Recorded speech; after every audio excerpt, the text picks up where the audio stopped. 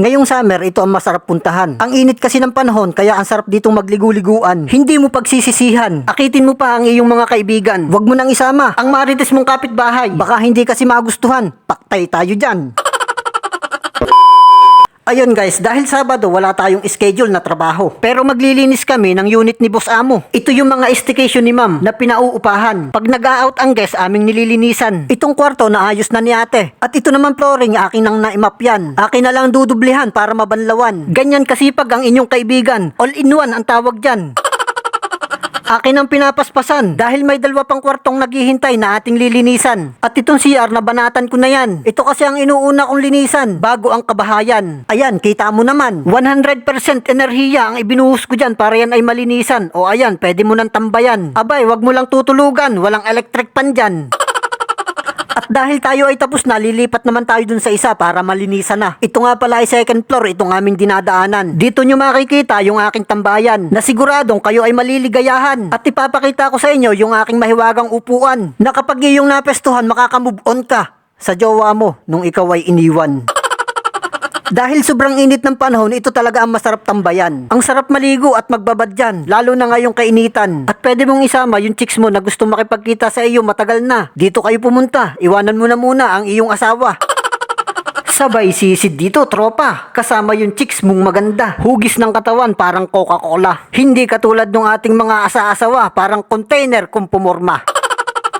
Joke lang, biro lang, kaya sila lumalaki ng ganyan, atin lang silang inaalagaan. At binubuhusan ng tunay na pagmamahal. Ang galing mambola, no?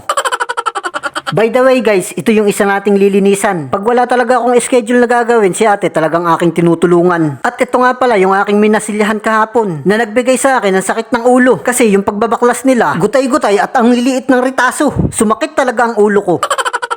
At dito naman tayo sa ating lilinisan. At si ate, paspasan, parang may pupuntahan. Medyo madumi nga pala ang unit na ito. Kaya sa paglilinis, matatagalan kami dito. Kaya hindi na malaman ni ate kung anong uunahin. Kung maglilinis ba o lalayas na. Tingnan nyo naman, nakagayak na. Kulang na lang ay maleta.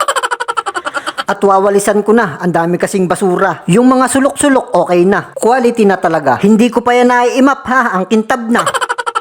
Ang bilis talaga ni ate, yung bed na ayos na. Nasaan kaya si ate? Hindi ko nakikita. Aba, baka umuwi na. Ayun pala, sa bangko ay nakasampa. Ingat ka ate, baka mahulog ka. Tingnan nyo naman kasipag yan. Lahat ay nilinisan. Kaya si amo tuwa dyan. Yan ang pinagkakatiwalaan. Ako naman, katiwaldas lang. Kaya araw-araw akong napapagalitan.